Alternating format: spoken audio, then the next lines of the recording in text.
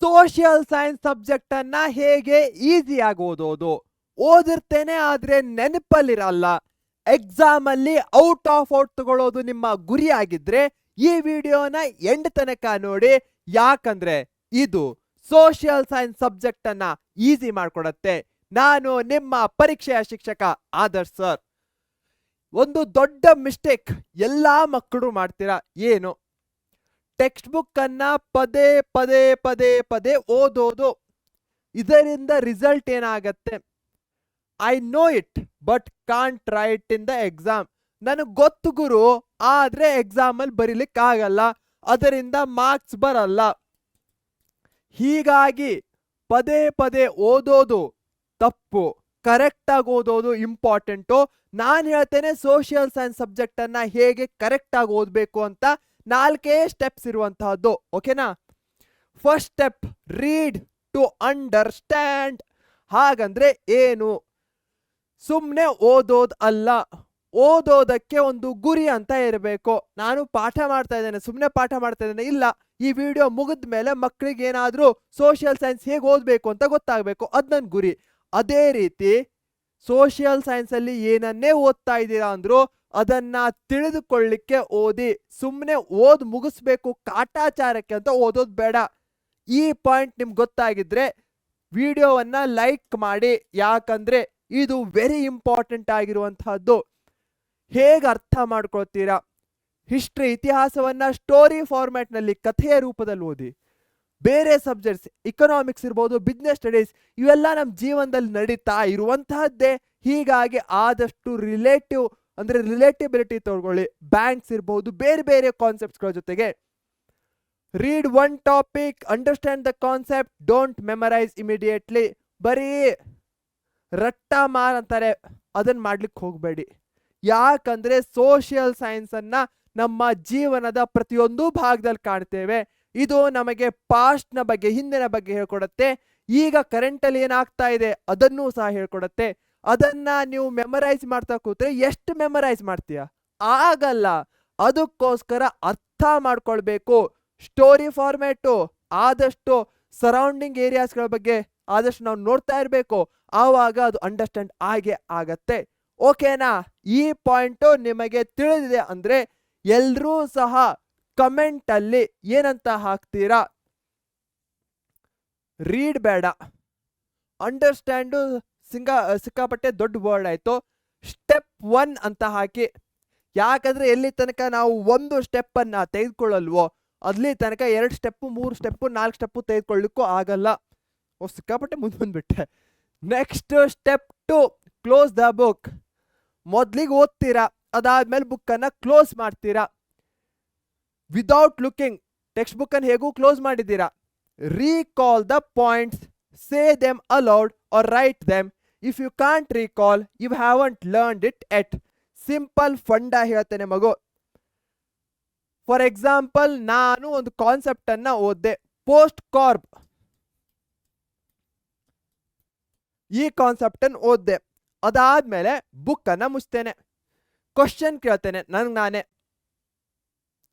Post carb ಅಂದ್ರೆ ಏನು? P ಅಂದ್ರೆ ಏನು? ಓ ಅಂದ್ರೆ ಏನು? ಅದಾದ್ಮೇಲೆ ಅದನ್ನೇ ನಾನು ದೊಡ್ಡದಾಗಿ ಹೇಳ್ತಾ ಹೋಗ್ತೇನೆ. ಪಿ ಅಂದ್ರೆ ಪ್ಲಾನಿಂಗು, ಯೋಜಿಸುವಿಕೆ. ಓ ಅಂದ್ರೆ ಆರ್ಗನೈಸಿಂಗ್, ಸಂಘಟಿಸುವಿಕೆ. ಈ ರೀತಿ ಪ್ರತಿಯೊಂದು ಕಾನ್ಸೆಪ್ಟ್ ಅನ್ನ ಓದಾದ್ಮೇಲೆ ಟೆಕ್ಸ್ಟ್ ಬುಕ್ ಅನ್ನ ಮುಚ್ಚಿ, ನಾನು ಕಣ್ ಮುಚ್ಕೊಂಡು ಹೇಳಿದೆ, ನೀವು ಕಣ್ಣನ್ನ ನಿದ್ದೆ ಬರ್ತಾ ಇದೆ, ನಿದ್ದೆ ಗೋ ಅವೇ. ಎಸ್, ಅದಾದ್ಮೇಲೆ ನೀವು ರೀಕಾಲ್ ಮಾಡ್ಕೊಳ್ಳಿ ಪಾಯಿಂಟ್ಸ್ ಅನ್ನ. If you can't recall you haven't learned it yet. Recall ಅಂದ್ರೆ ಏನು? ಪುನಃ ಪುನಃ ನೆನಪು ಮಾಡ್ಕೊಳ್ಳೋದು, ಕರೆಕ್ಟ್ ಆಗಿ ಹೇಳೋದು. ಅದ್ ನಿಮ್ಮ ಹತ್ರ ಆಗ್ತಾ ಇಲ್ಲ ಅಂದ್ರೆ ಆ ಕಾನ್ಸೆಪ್ಟ್ ಅನ್ನ ಕರೆಕ್ಟ್ ಆಗಿ ಓದಿಲ್ಲ ಅನ್ನೋದು ಅರ್ಥ ಆಗತ್ತೆ. ಫಸ್ಟ್ ರೀಡ್ ಟು ಅಂಡರ್ಸ್ಟ್ಯಾಂಡ್, ತಿಳಿದುಕೊಳ್ಳಿಕ್ಕೆ ಓದ್ಬೇಕು. ಸೆಕೆಂಡು, ಓದಾದ್ಮೇಲೆ ಟೆಕ್ಸ್ಟ್ ಬುಕ್ ಅನ್ನ ಮುಚ್ಚಬೇಕು, ನೀವು ನೆನಪು ಮಾಡ್ಕೊಳ್ಬೇಕು ಯಾವ್ಯಾವ ಪಾಯಿಂಟ್ಸ್ಗಳು ನನಗೆ ಗೊತ್ತಿದೆ ಅಂತ. Third step, writing practice. ಎಷ್ಟು ಬರೀತಿರೋ ಅಷ್ಟೇ ಹೆಲ್ಪ್ಫುಲ್ ಆಗುತ್ತೆ. ಎಲ್ಲಾ ಬರೀರಿ ಅಂತ ಹೇಳ್ತಾ ಇಲ್ಲ, ಅಟ್ಲೀಸ್ಟ್ ಕೀವರ್ಡ್ಸ್ಗಳನ್ನಾದ್ರೂ ಬರೀರಿ.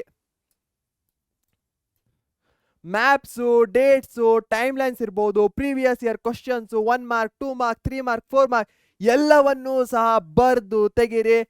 ಒಂದು ಸಲ ಓದೋದು 10 ಸಲ ಬರೆಯೋದು, ಅಲ್ಲ ಉಲ್ಟಾ 10 ಸಲ ಓದೋದು 1 ಸಲ ಬರೆಯೋದು ಎರಡೂ ಈಕ್ವಲು. ಹೀಗಾಗಿ 1 ಸಲ ಬರೀರಿ, ನಿಮ್ಮ ಮೈಂಡ್ ಅಲ್ಲಿ ಕೊನೆ ತನಕ ಉಳಿಯುತ್ತೆ. ಬರಿಬೇಕಾದ್ರೆ ಓದ್ತಾ ದೊಡ್ಡದಾಗಿ ಹೇಳ್ತಾ ಬರೀರಿ. ಯಾಕಂದ್ರೆ ಎಷ್ಟು ಬಾರಿ ನೀವು ಎರಡೂ ಪ್ರಾಕ್ಟೀಸ್ ಆಗುತ್ತೆ, ಓದೋದು ಆಗತ್ತೆ ಬರೆಯೋದು ಆಗತ್ತೆ. ಮಾಡ್ತೀರಾ ಈ ಸ್ಟೆಪ್ ಅನ್ನ ಫಾಲೋ? ಈ 3 ಸ್ಟೆಪ್ಸ್ಗಳನ್ನ ಫಾಲೋ ಮಾಡಿದ್ರೆ ನೀವು ಟಾಪರ್ ಕ್ಯಾಟಗರಿಲಿ ಬರ್ತೀರಾ. ಟಾಪರ್ ಅಂತ ಹಾಕಿದ್ರ ಕಮೆಂಟ್ ಅಲ್ಲಿ ಎಲ್ರೂ ಸಹ ಹಾಕಿ ಟಾಪರ್. ನೋಡಿ ಸರ್ ನಂದು FA1 ಎಕ್ಸಾಮ್ ಚೆನ್ನಾಗಿಲ್ಲ, ನನ್ ಕಾನ್ಫಿಡೆನ್ಸ್ ಬರ್ತಾ ಇಲ್ಲ. It's okay, I am here. ನಾನು ಸಹ ಯಾವಾಗ 10th ಅಲ್ಲಿದ್ದ, ಈಗ ಸ್ಟಾರ್ಟಿಂಗ್ ಅಲ್ಲಿ ನನಗೂ ಸಹ ಕಾನ್ಫಿಡೆನ್ಸ್ ಇರಲಿಲ್ಲ.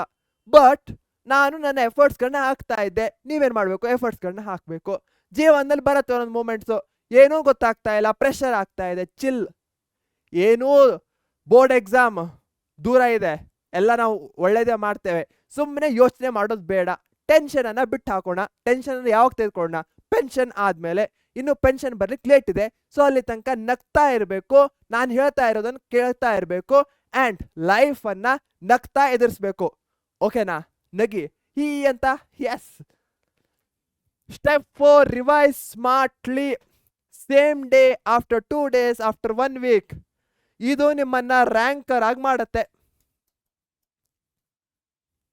ಓದ್ತೀರಾ, ನೆನಪು ಮಾಡ್ಕೊಳ್ತೀರಾ, ಬರೀತೀರಾ, ಕೊನೆಯಲ್ಲಿ ಅಲ್ಲಿಗೆ ಮುಗಿಸೋದ? ಇಲ್ಲ. 1 ವಾರದ ನಂತರ ಬನ್ನಿ, 2 ದಿನದ ನಂತರ ಬನ್ನಿ, ಮತ್ತೊಂದ್ಸಲ ನೆನಪು ಮಾಡ್ಕೊಳ್ಳಿ. ಏನೇನು ಓದ್ದೆ ನಾನು, ಎಷ್ಟು ನಂಗೆ ನೆನಪಲ್ಲಿದೆ, ನಾನು ಎಷ್ಟನ್ನ ನನ್ನ ಪೇಪರಲ್ಲಿ ಇಳಿಸ್ಬಹುದು. ಇಷ್ಟು ಪಾಯಿಂಟ್ಸ್ಗಳನ್ನ ನೀವು ರಿವೈಸ್ ಮಾಡ್ತಾ ಇರಬೇಕು. ಕಂಟಿನ್ಯೂಸ್ ಒಂದ್ಸಲ ಮಾಡಿ ಮುಗಿಸುವಂಥದ್ದಲ್ಲ. 2 ದಿನ, 1 ವಾರ, ಈ ರೀತಿ ಪದೇ ಪದೇ ಬರ್ತಾ ಇರಬೇಕು, ಮಾಡ್ತಾ ಇರಬೇಕು, ಮಾರ್ಕ್ಸ್ ಗಳಿಸ್ತಾ ಇರಬೇಕು, ಜೀವನದಲ್ಲಿ ಖುಷಿಯಾಗಿರ್ಬೇಕು. ಅದೇ ಸೋಷಿಯಲ್ ಸೈನ್ಸು ಯಾವುದೇ ವೇನಲ್ಲೂ ಡಿಫಿಕಲ್ಟ್ ಅಲ್ಲ. ಯಾರಾದರೂ ಸೋಷಿಯಲ್ ಸೈನ್ಸು ಡಿಫಿಕಲ್ಟ್ ಅಂತ ಹೇಳಿದ್ರೆ ನನ್ನ ಪಾಠಗಳನ್ನ ಕೇಳಿಸಿ, ಅವಾಗ ಗೊತ್ತಾಗುತ್ತೆ ಸೋಷಿಯಲ್ ಸೈನ್ಸ್ ಎಷ್ಟು ಈಸಿ ಅಂತ. ಇಲ್ಲ ಅಂದ್ರೆ ಪರೀಕ್ಷೆ ಚಾನಲ್ನ ಸಬ್ಸ್ಕ್ರೈಬ್ ಮಾಡಿ, ಸೋಷಿಯಲ್ ಸೈನ್ಸನ್ನು ಅತ್ಯಂತ ಈಸಿಯಾಗಿ ಮಾಡಿಕೊಡ್ತೇನೆ. It only demands the right method. 4 methods: read, recall, write, revise. ಈ 4 ಮೆಥಡನ್ನ ಸ್ಟೆಪ್ಸ್ಗಳನ್ನ ಫಾಲೋ ಮಾಡಿದ್ರೆ ಸೋಷಿಯಲ್ ಸೈನ್ಸ್ನಷ್ಟು ಈಸಿ ಆದ ಸಬ್ಜೆಕ್ಟ್ ಇಲ್ಲ. ನಾನು ಎಕ್ಸಾಂಪಲ್ಸ್ ಜೊತೆಗೆ ಹೇಳಿದ್ದೆ ನಿಮ್ಗೆ ಹೇಗೆ ಮಾಡಬೇಕು ಅಂತ. ಹೀಗಾಗಿ ಎಲ್ಲರೂ ಸಹ ಸೋಷಿಯಲ್ ಸೈನ್ಸನ್ನು ಏಸ್ ಮಾಡ್ತೀರಾ, ಗೆಲ್ತೀರಾ ಅಲ್ವಾ? ಇದೇ ರೀತಿ ಸೋಷಿಯಲ್ ಸೈನ್ಸನ್ನು ಓದ್ತೀರಾ ತಾನೆ?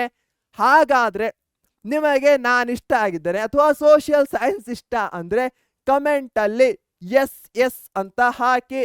ಯಾಕಂದರೆ ಇದರಿಂದ ನನಗೂ ಸಹ ಗೊತ್ತಾಗತ್ತೆ ನಿಮಗೆ ಸೋಷಿಯಲ್ ಸೈನ್ಸ್ ಇಷ್ಟ. ಅದ್ರ ಮುಂದೆ ಹಾರ್ಟನ್ನು ಹಾಕಿ, ಇನ್ನೂ ಸಹ ಖುಷಿ ಆಗತ್ತೆ. ಓಕೆನಾ ಮುದ್ದು ಮಕ್ಕಳೇ? ಖುಷಿಯಾಗಿದ್ದೀರಾ ತಾನೆ? ಖುಷಿಯಾಗಿರ್ಬೇಕು ನೀವು. ಯಾಕಂದರೆ ಯು ಮೇಕ್ ನನ್ನ ಪ್ರತಿಯೊಂದು ದಿನವನ್ನು ಖುಷಿಯಾಗಿ ಮಾಡೋದು ನೀವು ಮುದ್ದು ಮಕ್ಕಳು. ಹೀಗಾಗಿ ನೀವು ಖುಷಿ ಆದರೆ ನಾನು ಖುಷಿಯಾಗಿದ್ದಂಗೆ. ನಮ್ಮ ಪರೀಕ್ಷೆ ಚಾನಲ್ನ ಸಬ್ಸ್ಕ್ರೈಬ್ ಮಾಡಿಲ್ಲ ಅಂದರೆ ಈಗಲೇ ಮಾಡಿ. ಇದೇ ನೋಟ್ನಲ್ಲಿ ಬಾಯ್ ಅಂತ ಹೇಳೋ ಸಮಯ. Take care, thank you, bye bye.